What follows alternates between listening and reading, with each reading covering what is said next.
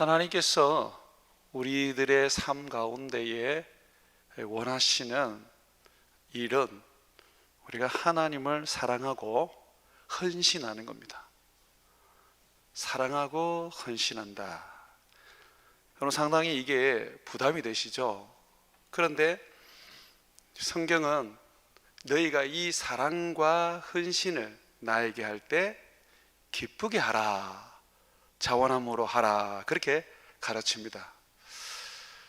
우리가 헌신에 대해서 좀 알고, 그리고 그 헌신이 얼마나 하나님에게 우리에게 복을 주게 하는 그런 요소가 되는지를 또한 깨닫게 되면 주님 앞에 기쁨으로 헌신을 할 수가 있습니다. 여러분, 헌신은 고통이고 괴로움이고 어쩔 수 없이 하는 게 아니라 영광과 축복입니다. 헌신이란 뭡니까? 헌신이라는 것은 자기의 몸으로 하나님께 자신을 드리는 겁니다. 헌신에는 반드시 몸을 하나님께 드리는 것입니다. 내 몸을 하나님께 드린다는 게 무슨 의미입니까? 하나님이 자기의 일을 위하여 나를 쓰신다는 겁니다. 그래서 우리는 우리 하나님 앞에 우리의 몸을 드리는 것, 이것을 헌신이라고 합니다. 민수기 6장 2절 한번 보세요. 자, 같이 한번 읽겠습니다. 이스라엘 자손에게 전하여 그들에게 이르라. 남자나 여자가 특별한 서원 곧 나실인의 소원을 하고 자기 몸을 구별하여 여호와께 드리려고 하면, 여기 보면 자기의 몸을 구별해서 여호와께 드린다. 이것이 뭐라고요? 나실인의 소원이다 라고 말합니다. 여러분, 나실인 얘기 많이 들으셨죠? 특히 삼손이 나실인 아닙니까? 이 나실인은 몸을 하나님께 드리는 겁니다. 몸을 하나님께 드리는 것인데, 이 몸을 하나님께 드리는 것은 아무나 드릴 수 있는 건 아니었어요. 왜냐하면 하나님께서 헌신하도록 하신 이스라엘의 사람들은 주로 제사장과 레위 사람들이었습니다. 제사장과 레위 사람들은 하나님 앞에 헌신하는 봉사자로서 그들은 자기 몸을 구별하여 자기 몸을 하나님께 드립니다. 이 다른 사람들은 드릴 수가 없어요. 그런데 내가 레위 사람은 아니지만, 내가 제사장은 아니지만 나는 하나님을 섬기고 싶다, 하나님을 예배하는 데에 나는 헌신하고 싶다, 레위인처럼 그렇게 하나님께 내 인생을 드리겠다라고 한다면 서원을 하면 됩니다. 나실인으로 서원을 하면 됩니다. 그러면 일정한 기간 동안 하나님 앞에 레위 사람처럼 헌신하며 살 수가 있는 것이죠. 평생 헌신하며 살았던 인물도 있습니다. 누가 있습니까? 사무엘이 그랬죠. 어머니가 서원해서 나실인으로 서원을 해서 평생 하나님의 선지자로, 제사장으로 그는 살았던 것입니다. 이처럼 이스라엘 백성들이 하나님께 헌신하고 싶어도 레위 지파가 아니었다면, 또는 제사장에 속한 사람이 가문이 아니었다면 헌신할 수가 없었던 것입니다. 그래서 하나님은 헌신하고 싶은 사람들에게 나실인 제도를 만들어서 헌신하도록 했던 겁니다. 나실인이라는 뜻은 구별이라는 뜻이에요. 그러니까 내 몸을 따로 구별해서 하나님께 드린다, 이런 의미입니다. 자, 그런데 지금은 어때요? 지금은 예수 그리스도를 믿음으로 말미암아 그의 보혈로 인해서 모든 사람들이 거룩하여지고 예수 믿는 사람들은 왕같은 제사장이 되었습니다. 다시 말해서 헌신할 수 있는 특권을 얻게 된 것입니다. 레위인도 아니고요, 제사장이 되어버렸어요. 대제사장은 아닙니다. 대제사장은 예수님이 대제사장입니다. 옛날에 목사님들이 목사가 제사장이라고 그렇게 가르쳤는데 그거 잘못 가르친 겁니다. 목사도 제사장이고 여러분도 제사장이고 여기 앞에 앉아있는 우리 아이들, 이 아이들 3명도 제사장입니다. 우리 모두는 왕같은 제사장입니다. 왕같은 제사장이 되었다는 건 무슨 의미를 가지고 있습니까? 우리는 누구든지 하나님을 위하여 내 몸을 헌신할 수 있는 특권을 얻었다는 것입니다. 서원하는 자만이 하나님 앞에서 헌신하는 것이 아니고 내가 자원함으로써 얼마든지 헌신할 수 있는 그런 존재가 되었다는 것입니다. 구약에서는 이 나실인, 하나님을 헌신하기 위하여 자기 몸을 드릴 때에 굉장히 어려운 과정들을 거쳐야만 했습니다. 조금만 부정해도 자기가 헌신하기 위하여 하나님 앞에 서원했던 게 무효가 되어버려요. 그래서 온전한 하나님 앞에서 거룩함을 가지고 있어야 되는데 특히 3가지 부분을 지켜야 합니다. 첫 번째는 뭐냐면 술, 포도주를 절대 마시면 안 됩니다. 심지어 있잖아요, 이 포도 씨앗, 포도 껍데기도 못 먹습니다. 포도 좋아하시는 분들 있죠? 구약 같으면 절대로 나실인이 못 됩니다. 포도와 관련되어 있는 것을 먹는 사람은 절대로 이 하나님 앞에 헌신을 할 수가 없는 겁니다. 하나님께서 왜 포도주를 못 먹게 하고 독주를 못 먹게 하고 포도주를 또한 그 껍질이나 즙이나 씨까지 못 먹게 한 것입니까? 술과 포도주는 잠시 세상의 고통을 잊고 기쁨을 누리게 해주는 요소로 사용이 됩니다. 그래서 포도주라는 것은 기쁨의 상징이 아닙니까? 그런데 이 기쁨의 상징인 포도주를 못 먹게 해요. 하나님 앞에 헌신하는 사람은. 왜 그렇습니까? 오직 하나님만이 나의 기쁨이 되고 하나님만이 나의 위로가 되어야 하기 때문입니다. 그러니까 우리가 예수 그리스도로 말미암아 왕같은 제사장이 되어 하나님을 내가 헌신하게 될 때, 내 몸으로 헌신하게 될 때에 여러분, 우리는 새 속에 물들지 않아야 돼요. 술과 포도주가 내 기쁨이 되어서는 안 됩니다. 여러분들에게 술 먹지 마라 하는 이유가 바로 이겁니다. 술이 내게 위로가 되고 기쁨이 되면 안 됩니다. 세상 살아가는 데 있어서 내 기쁨은, 내 위로는 오직 하나님이셔야 합니다. 우리 주 예수 그리스도여야 합니다. 성령님이어야 합니다. 여러분들 어떻습니까? 저도 그게 참 어려워요. 왜냐하면 사역하고 집에 가면 굉장히 지치는데 그때에 내게 힘이 되고 내게 기쁨이 되는 것이 예수님이어야 하는데 드라마가 될 때가 참 많습니다. 그래서 드라마를 안 보려고 마음을 많이 먹는데 참 나약하다는 생각이 듭니다. 사랑하는 여러분, 여러분의 기쁨이 되는 드라마나 또는 다른 어떤 것들이 있어도 항상 마음에 기억하십시오. 하나님이 나를 예수 그리스도의 피로 값주고 사서 나실인 되게 하시고 레위인 되게 하시고 제사장 되게 하신 것은 하나님이 나의 온전한 기쁨, 내 모든 위로가 되게 하신 것이란 거 여러분 잊지 마시기 바랍니다.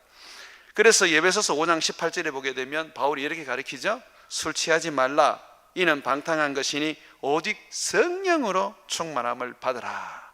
성령 충만이 뭡니까? 하나님으로 가득하라는 겁니다. 하나님이 내 힘이 되고 하나님이 내 기쁨이 되고 하나님이 내 능력이 되라는 것입니다. 자, 이 나실인으로 서원을 할 때는 구약에 보면 두 번째 그가 지켜야 할 규칙이 있는데 머리를 잘라서는 절대로 안 됩니다.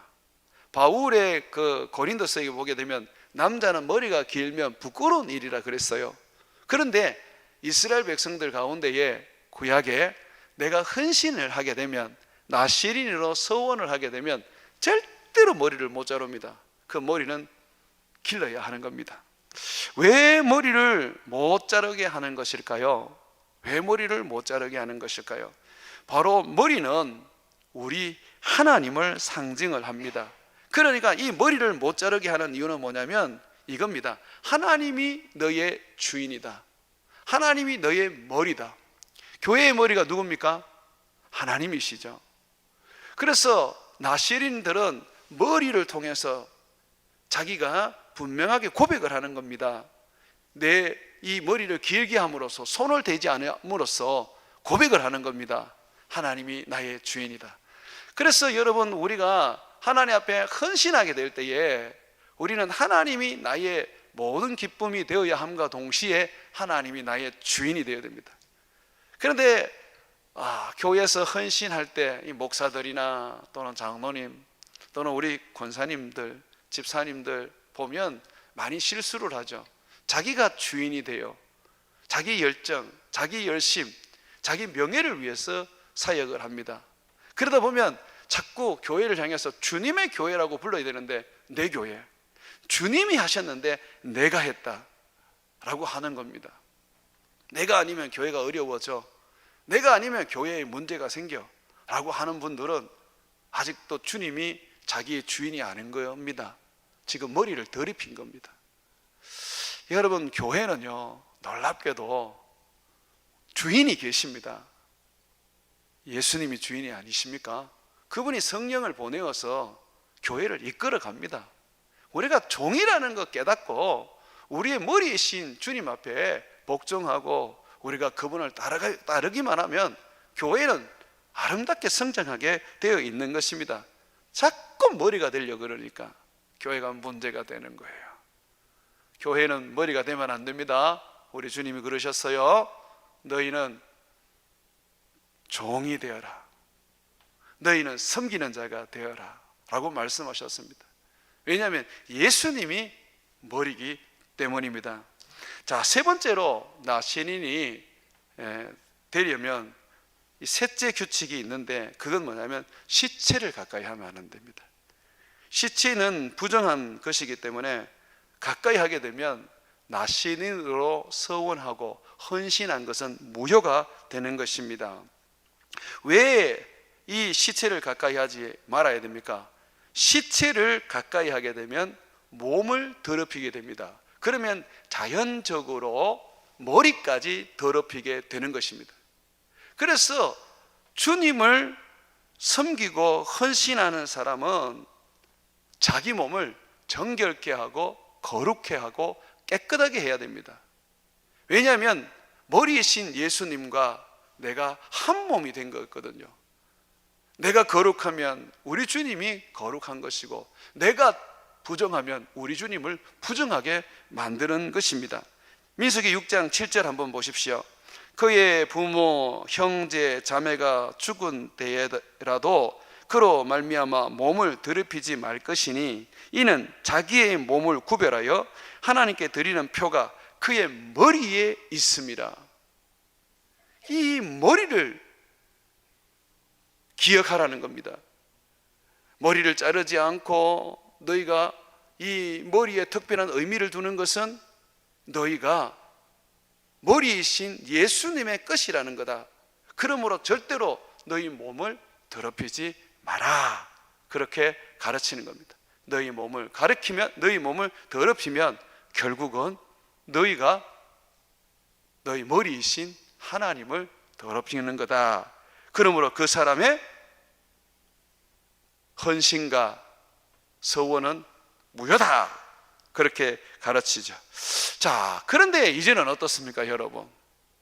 이제는 우리가 예수 그리스도의 피로 온전히 거룩하여졌기 때문에 우리가 술이나 독주를 가지고 우리 하나님 앞에 우리가 우리의 삶을 헌신하지 않습니다. 머리도 기르지 않습니다. 시체도 만져도 괜찮고 부정한 음식을 먹어도 아무런 문제가 안 됩니다. 말씀과 기도로 모든 것이 다 거룩하여지기 때문이고 날마다 우리에게 주시는 주님의 그 보혈로 말미암아 우리는 항상 깨끗함을 잊기 때문입니다. 다만 우리가 죄를 지었고 우리가 우리 하나님 앞에 허물이 있다면 예수님 붙잡고 회개하고 우리의 그 죄를 돌이키기만 하면 되는 것입니다. 그러면 우리는 언제든지 주님을 기쁘게, 주님을 마음껏 섬길 수 있는 그런 존재가 될 수 있는 것입니다.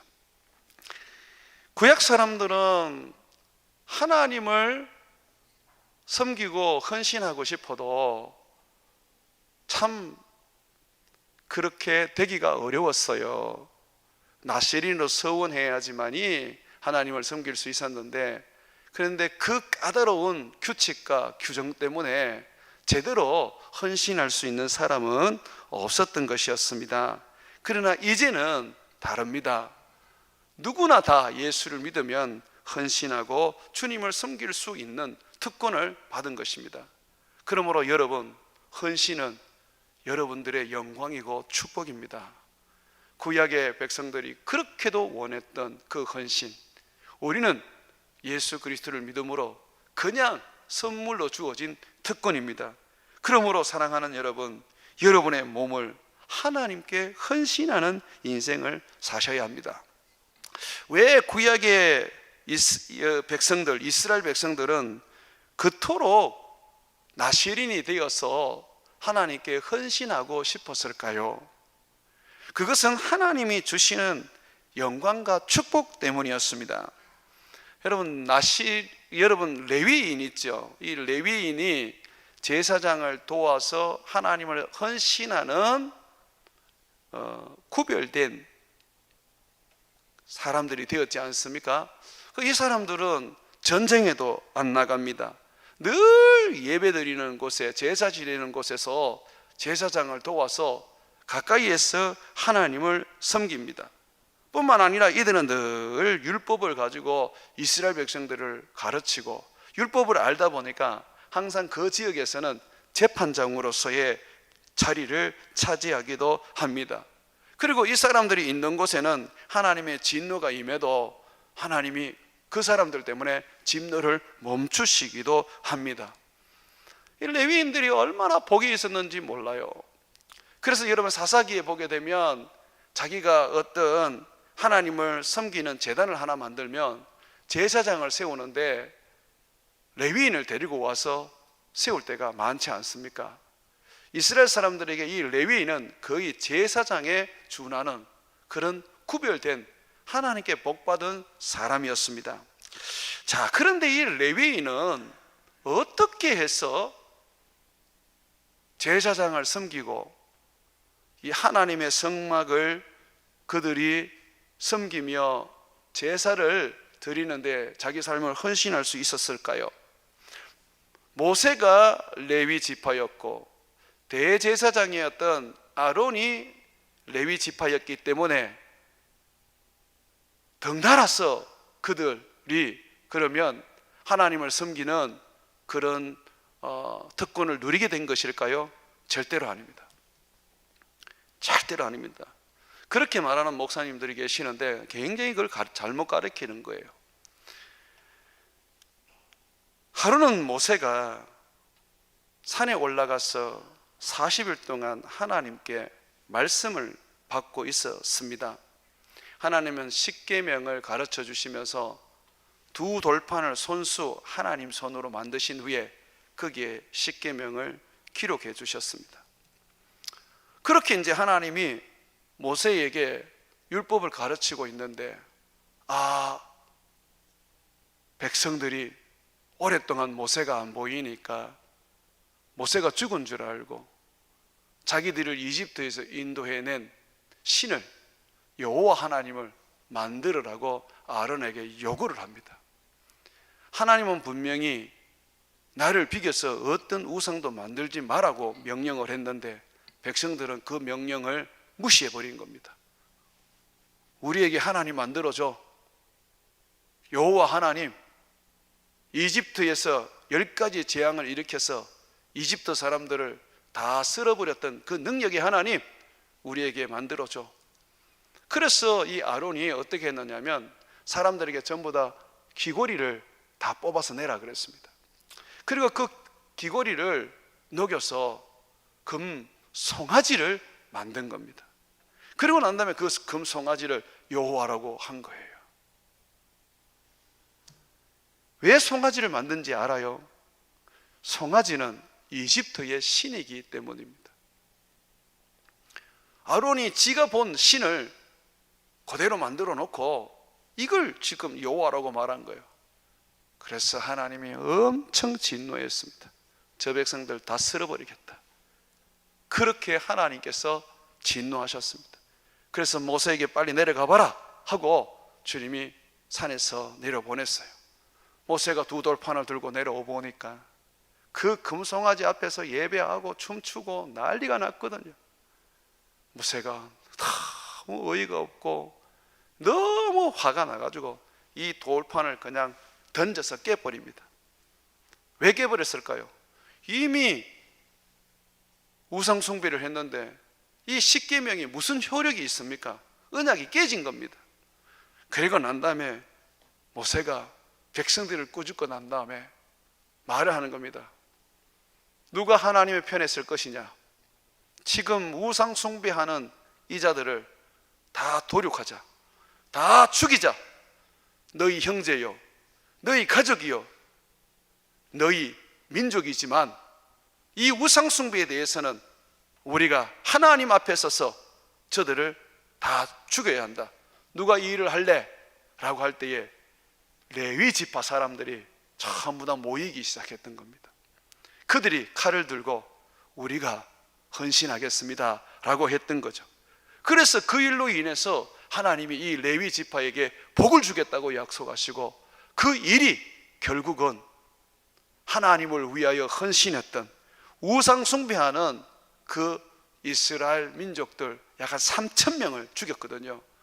이 죽인 일에 헌신함으로써 그들이 이 레위 지파가 제사장을 도와 하나님을 예배하고 하나님을 섬기는 나실인이 된 것입니다. 출애굽기 32장 29절에 보게 되면 모세가 이르되 각 사람이 자기의 아들과 자기의 형제를 쳤으니 오늘 여호와께 헌신하게 되었느니라. 그가 오늘 너희에게 복을 내리시리라. 이건 레위 사람에 대한 이야기란 말이죠. 너희에게 복을 내리리라. 왜 하나님이 자기를 위하여 헌신한 이 레위 사람들에게 하나님께서는 군대도 안 가고 예배를 섬기고 하나님을 가까이 하며 하나님의 율법을 가르치고 그들은 일하지 않아도 먹고 마시며 하나님의 뜻으로 그들이 만들어진 것입니다. 여러분, 이 외에도 성경은 참 많아요. 다니엘과 이 세 친구를 보게 되면 바벨론으로 포로로 잡혀갔을 때에 그들이 왕이 내리는 음식과 포도주를 안 먹겠다고 그랬습니다. 이스라엘 사람들은 포도주 먹거든요. 그런데 왜 다니엘과 그의 세 친구 사드락과 메삭과 아벳느고가 포도주를 안 먹겠다 그러냐면 자기를 구별해서 하나님 앞에 나신으로 헌신을 한 겁니다. 저 우리 하나님께 우리 자신을 드리겠습니다. 포로로 잡혀갔지만 우리는 하나님을 위해서 살겠습니다 라고 한 거예요. 그러다 보니까 왕이 신상을 만들어 놓고 절하라고 했을 때에 다니엘의 세 친구 사드락과 메삭과 아벳느고는 절하지 않았습니다. 도리어 풀무불 속에 들어갔죠. 왜 그랬어요? 그들은 하나님께 자신을 헌신했던 나실인이었기 때문입니다. 다니엘도 왕이 조서를 내려서 아무도 내가 만든 신에게 절해야 되지 다른 신을 섬겨서는 안 된다. 그러면서 일정 기간을 정했는데 다니엘은 그거 개의치 않고 하루에 3번씩 하나님 앞에 예배를 드리고 기도를 했습니다. 왜 그랬습니까? 그들은 이 다니엘은 나실인으로 자기를 서원했기 때문입니다. 이렇게 서원을 하니까 하나님이 어떻게 해요? 풀무불에서도 지켜주시죠. 사자의 굴에서도 하나님 사자의 입을 막고 지켜주시죠. 그것뿐입니까? 하나님이 그들에게 지혜가 다른 박사들보다 10배나 많게 하시고 심지어는 능력도 충만하게 했습니다. 그리고 다니엘은 거기다가 더하여서 꿈과 환상을 해석하는 아주 탁월한 인물이 되어서 왕이 바뀌어도 재상이 되고 나라가 바뀌어도 재상이 되었던 그런 성경의 전무후무한 축복을 누렸던 사람입니다. 이렇게 하나님 앞에 자신을 헌신하게 되면 하나님이 복을 주시는데 어떻게 헌신 안 할 수가 있습니까? 아브라함이 하나님 앞에 이삭을 바쳤을 때에 하나님은 어떻게 하셨습니까? 그에게 하나님의 벗이라는 영예를 주셨습니다. 노아는 수십 년, 거의 120년 동안 죽도록 방주를 만들었습니다. 그렇게 헌신했더니 하나님이 어떻게 하셨습니까? 노아 홍수 중에 그 가족을 다 살려주시고 인류의 두 번째 조상이 되고 세상을 구원하는 인물이 되었던 것입니다. 요셉은 어땠습니까? 요셉은 노예로 팔려갔지만 하나님을 위해서 헌신했을 때 그는 이집트의 총리가 되어서 무서운 기근 가운데에 이스라엘과 그 주변의 모든 사람들을 그 기근에서 살리는 구원자가 되었습니다. 모세는 어땠습니까? 하나님 앞에 자기 자신을 헌신했을 때에 모세는 아무도 볼 수 없는 하나님을 보았습니다. 하나님의 영광을 보았고 하나님의 그 말씀을 직접 들었고 그는 지금도 이스라엘의 영웅으로 불리우는 인물이 되었습니다. 여러분, 예수님은 어떻습니까? 예수님은 자기를 십자가에 못 박아 헌신하심으로 말미암아 예수님은 모든 인류를 다 구원하셨습니다. 그리고 부활하여 그는 땅과 하늘과 땅 아래에 있는 모든 것을 다스리시는 왕이 되셨고 우리 하나님이 되셨고 그가 세상을 심판하는 심판자가 되신 것입니다. 제자들은 어떻습니까? 복음 전파를 위하여 헌신했을 때에 주님은 그들에게 이 땅에서 전토와 아내와 부모와 형제를 100배나 받을 것이고 모두가 다 영생을 누릴 것이라고 약속해 주셨습니다. 그리고 그들에게는 하늘의 12보좌에 앉혀주는 영광을 주시겠다고 하셨습니다. 그러니 여러분 헌신하는 거예요. 여러분들은 헌신함으로써 하나님께 받은 복이 많지 않습니까? 우리 방기경 장로님 같은 경우에도 이 예배당 지을 때에 헌신했을 때 하나님이 지금 주신 복이 크지 않습니까? 공장 하나에서 헌신했을 때 공장 지금 3개가 되었고 하나님께서 뿐만 아니라 큰 집도 주시고 하나님께서 그의 삶에 많은 물질적인 복과 세상의 영예도 주셨지 않습니까? 여러분, 헌신이라는 것은 하나님의 복을 받는 비결입니다. 그래서 이스라엘 사람들은 어떻게 하든지 나신인으로 서원해서 하나님 앞에 헌신해서 복을 받으려고 했던 것입니다. 한나도 보십시오. 애 못 낳을 때에 헌신해서 애를 낳았는데 그 애가 누굽니까? 사무엘 아닙니까? 그 사무엘이 그 시대의 가장 위대한 영적 지도자, 선지자가 되었을 뿐만 아니라 나중에 애도 못 낳는 이 사무엘의 엄마에게 하나님은 5명의 아이를 더 주셨습니다. 놀랍지요? 그죠? 하나님은 이렇게 헌신하는 자에게 복을 주시는 것입니다. 하나님은 공짜가 없습니다. 여러분이 헌신하는 대로 하나님 축복해 주십니다. 제가 여러분들을 헌신하는 모습만 봐도 기쁘고 즐거운데 하나님께서 어떻게 기뻐하지 않을 수가 있겠습니까? 하나님은 나를 기쁘게 해봐라 라고 말씀하십니다. 하나님을 기쁘게 하는 게 뭡니까? 내가 하나님께 내 삶을 드리는 겁니다. 다시 말해서 헌신하는 거예요. 내 몸으로 하나님께 드리는 거, 그게 헌신이란 말이에요. 그러면 우리가 무엇을 어떻게 헌신해야 할까요? 헌신을 잘못하는 사람이 있어요. 자기의 열심과 잘못된 지식을 따라서 헌신을 하다 보니 하나님께 복을 받지를 못합니다. 헌신은 바로 해야 됩니다. 제사장이나 레위인이나 또는 나실인으로 자기를 서원한 사람들은 뭘 했습니까? 그들은 가장 먼저 하나님을 예배하는 일에 헌신을 했습니다. 맞지요? 하나님을 예배하는 일에 헌신을 했어요. 나중에 다윗 시대에 다윗이 찬양대를 세우는데 그 찬양대는 아무나 할 수 있는 게 아니었습니다. 누가 했습니까? 레위 사람들이 했어요. 하나님 앞에 드려진 사람들, 하나님이 선택하시고 뽑은 헌신자들이 하는 거였습니다. 그래서 우리가 가장 먼저 하나님 앞에 헌신해야 되는 것은 예배입니다. 예배. 이 헌신이 안 되고 다른 헌신을 하는 것은 어리석은 짓입니다. 하나님 앞에 예배하는 것, 우리 하나님은 가장 기뻐하시고 축복하십니다. 캄보디아의 성고식 선교사가 선교사로 갔을 때에 2년 동안 언어 연수하면서 그가 한 것은 아침 저녁으로 하나님 앞에 예배를 드리는 거였습니다. 부부가 둘이서 2년 동안 예배를 드리고, 그리고 교회에서 주는 선교비로 11조 따로 떼어서 하나님 앞에 드렸습니다. 그게 몸에 체질이 되다 보니까 나중에 깜뽕짬에 갔을 때에 그냥 집 하나 얻어서 예배를 드리기 시작했는데, 갑자기 문을 두드리는 소리가 나기 시작하는 겁니다. 보니 아이들이에요. 그래서 그 아이들 오라 그래서 같이 예배를 드렸습니다.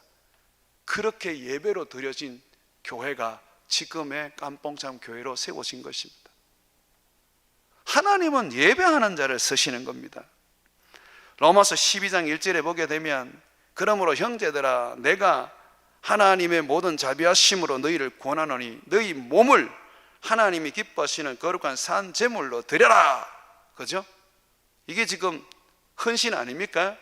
이게 나실인이 자기 몸을 구별하여 하나님께 드리는 서원 아닙니까?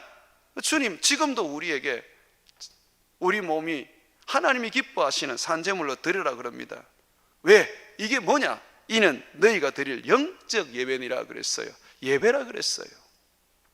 여러분, 예배에 목숨을 걸어야 되는 거예요. 예배에 목숨을 걸어야 되는 거죠. 예배를 통하여 하나님을 섬겨 나가는 것입니다. 바울은 가는 곳마다 예배를 드렸어요. 환난이 있으면 그 환난 속에서도 더욱 예배를 드렸어요. 유럽에 선교를 하러 갔을 때에 그는 먼저 강가에 가서 날마다 기도했습니다. 동네방네 돌아다니면서 전도부터 하지 않고 예배부터 드렸습니다.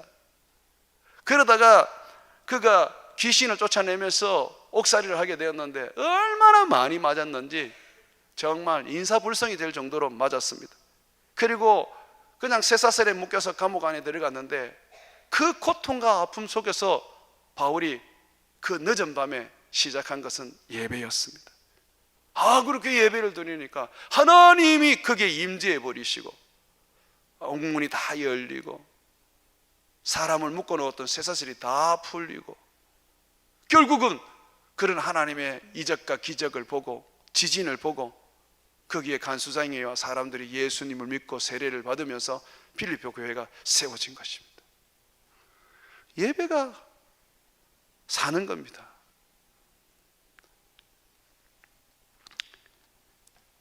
주님은 우리에게 명령하십니다. 내 백성을 모아라. 내가 그들이 살아있는 동안에 나 경외함을 가르치겠다. 그게 예배거든요. 우리는 예배하기 위해서 만들어진 자예요. 하나님 우리를 왜 만들었습니까? 예배하려고 만든 거 아닙니까? 자, 이렇게 우리는 예배하는 데에 내 인생을 헌신해야 돼요. 그래서 여러분, 전도라는 거, 선교라는 거, 이거 전부 다 예배자 세우고 예배자 만드는 일입니다. 선교는 예배자 세우는 겁니다. 선교는 예배자 만드는 겁니다. 그렇지 않습니까? 예수님이 제자 만들으라 그러는데 제자가 뭡니까? 예배자잖아요. 예배자가 제자잖아요. 전도 실컷 내가 그 사람이 예배 안 드린다, 그거 뭐 전도한 겁니까? 선교 가가지고 막 가난한 사람에게 구제해주고 영어 도서관 만들어주고 뭐 온갖 필요한 거 다 세워줬는데 예배 안 드린다, 그게만 선교입니까? 선교라는 것은 예배를 세우는 것입니다. 그래서 선교사들이 가면 가장 먼저 해야 되는 게 예배자 만드는 겁니다. 전도해서 예배자 만드는 겁니다. 세례 줘서 예배자 만드는 겁니다. 여러분들, 사람을 여러분들이 전도하거든 교회 한번 데리고 오는 걸로 끝내지 마십시오. 그게 그 사람 구원하는 거 아닙니다. 그 사람은 예배자로 살아야 합니다. 스스로 하나님을 예배할 수 있고 그 예배에 자기의 삶을 드릴 수 있을 때에 비로소 우리는 그 사람이 구원을 얻었다는 것을 말하는 것입니다. 예배도 제대로 안 드리고 예배를 우습게 여기는데 무슨 구원을 얻어요? 여러분들이 서로 그냥 위로받기 위해서 하는 소리일 뿐이죠. 그래서 우리는 선교하고 전도하는 일에 헌신해야 됩니다. 왜냐하면 이것이 계속해서 끊임없이 예배자를 만들고 예배자를 세우는 일이기 때문입니다. 또한 이 예배자를 만들고 예배자를 세우는 이 교회의 사역에 많은 분들이 그 예배가 잘 되도록 청소도 하고 그 예배 드릴 수 있도록 밥도 하고 또 예배로 나올 수 있도록 차량으로 교회로 데리고 오고 또 여러 가지 봉사로 주님의 예배가 드려질 수 있도록 하는 것, 그것이 바로 헌신입니다. 레위 사람들 뭐였습니까? 제사장들이 예배 드릴 수 있도록 나무도 패고 물도 길어 오고 짐승을 잡을 때에 옆에서 가죽도 벗기고 했지 않습니까? 우리가 하나님을 예배하는 교회입니다. 그 예배하는 일에 내가 숟가락 하나 얹으면 그게 헌신이고 그게 바로 주님 앞에 드려지는 나의 나신인으로서의 사역인 것입니다. 주님은 땅끝까지 이르러 예배자를 세울 것이라고 약속하셨습니다. 사람을 구원하여서 그들이 내게 예배할 것이라고 하셨습니다. 특별히 주님은 주의 청년들이 주의 날에 거룩한 옷을 입고 주님께 나와서 즐거이 헌신할 거라 그랬습니다. 그게 예배예요, 예배.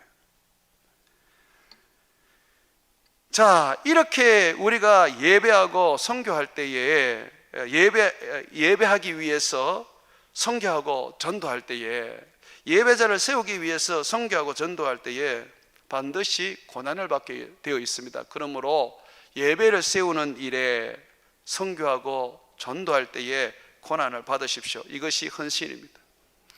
전도하면서 고난받고 선교하면서 고난받는 거 당연한 겁니다. 이것이 없이 무슨 전도를 하고 무슨 헌신을 한단 말입니까? 디모데후서 2장 3절에 보게 되면 너는 그리스도 예수의 좋은 병사로 나와 함께 고난을 받으라고 말하고 있습니다. 우리가 주의 일을 하게 되면 고난을 받게 되어 있는 거예요. 지금 중국에 복음 전하고 예배자 세우는 사람들이 얼마나 많은 핍박을 받고 있는지 압니까? 미얀마의 내전 속에서 지금 복음 전하는 우리 선교사들은 얼마나 두려움과 핍박 속에 살고 있는 줄 압니까? 왜 그래야 됩니까? 편한 한국 놔두고. 그것이 바로 내가 주님께 헌신했기 때문입니다. 그 헌신이 주님이 하늘의 별과 같이 영광스럽게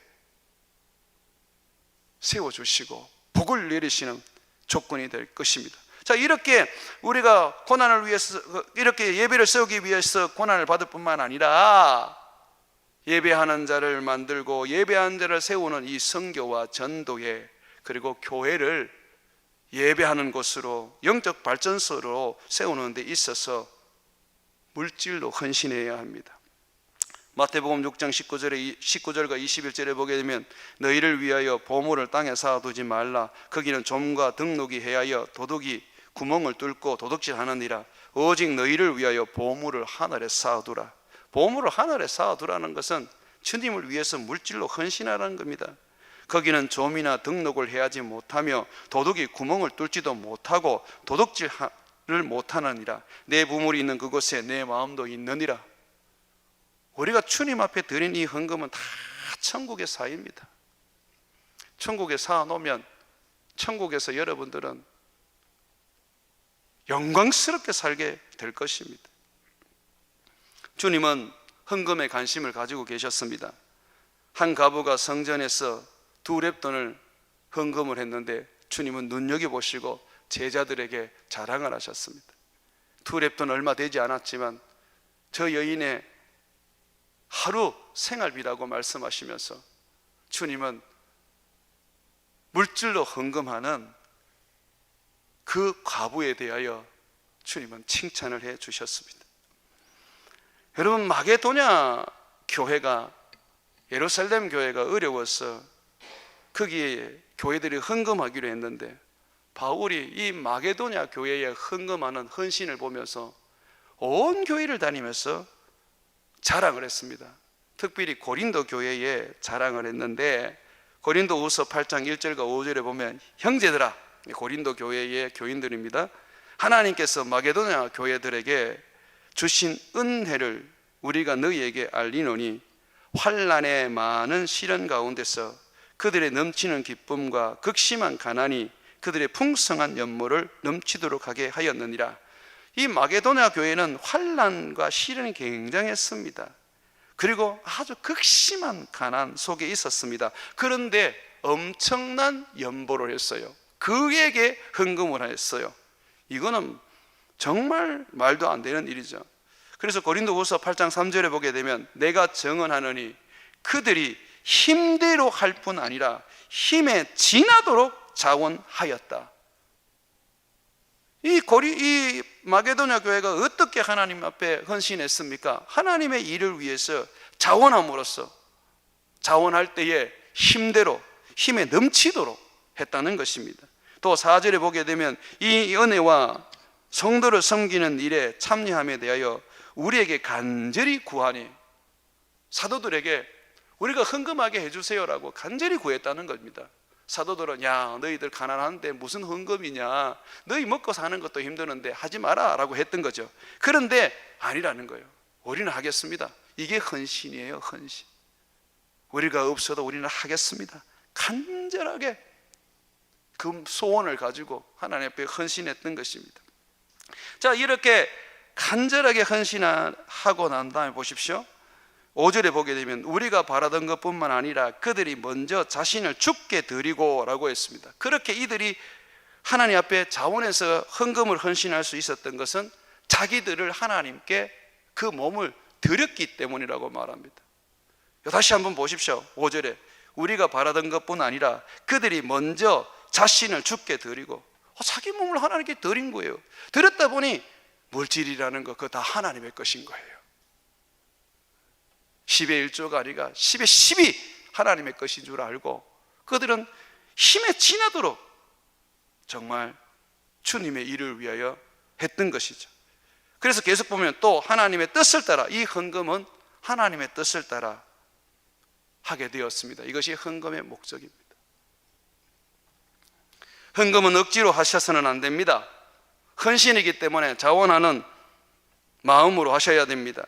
고린도후서 9장 7절에 각각 그 마음에 정한 대로 할 것이요 인색함으로나 억지로 하지 말지니 하나님은 즐겨내는 자를 사랑하시니라. 억지로 하는 사람은 아나니아와 삽비라처럼 죽습니다.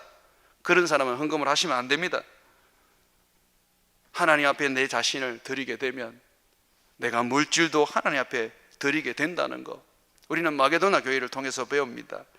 또 우리가 하나님 앞에 헌신을 했는데 내가 물질로 하나님께 드릴 것이 없다면 주님은 가르칩니다. 물질로 헌신하기 위해서 구해라. 물질로 헌신할 수 있도록 내가 너희에게 물질의 복을 주겠다고 약속하십니다. 고린도후서 9장 8절에 보게 되면 하나님이 능히 모든 은혜를 너희에게 넘치게 하시나니 이는 너희로 모든 일에 항상 모든 것이 넉넉하여, 이 모든 것이라는 건 여기서는 물질입니다. 모든 착한 일을 넘치게 하려 하심이라. 하나님이 주십니다. 빚내가 헌금할 생각은 하지 마세요. 마치 내가 하나님 앞에 이만큼 헌금을 하면 하나님 2-3배를 주실 거라는 그런 착각 속에서도 하지 마십시오. 있는 만큼, 내가 할 수 있는 만큼만 하세요. 그런데 여러분들이 더 많이 헌금을 하고 싶거든. 하나님 내게 복을 주십시오. 내가 이것으로 헌금을 하겠습니다. 그렇게 하십시오. 방 장로님도 이 교회를 지을 만큼의 그런 여유가 없었어요. 그런데 하나님이 이 교회를 할 수 있도록, 또 세계의 공장을 할 수 있도록, 집도 크게 지을 수 있도록 하나님이 복을 주셨기 때문에 그 복을 가지고 하신 겁니다. 하나님은 우리가 받은 복으로 사역하기를 원하는 겁니다. 사랑하는 여러분, 이제 여러분들은 하나님 앞에 어떻게 헌신할 겁니까? 여러분의 헌신은 예배여야 합니다. 그런데 이 예배는 여러분 한 사람으로 끝나지 않고 세상의 수많은 사람들이 하나님을 예배하고 섬길 수 있도록 만드는 선교와 전도로 이어져야 되고, 이 선교와 전도로 이어지게 되면 고난이 따르고 물질이 요구된다는 것을 알아야 합니다. 주님은 이렇게 헌신할 때에 우리 주님은 말씀하십니다. 내가 너희들에게 반드시 복을 주고 능력을 주고 너희를 사용할 것이라고. 하나님 앞에 헌신된 삶을 통하여 하나님이 기뻐하시고 하나님께 쓰임받는 저와 여러분 되시기를 주의 이름으로 축원을 드립니다.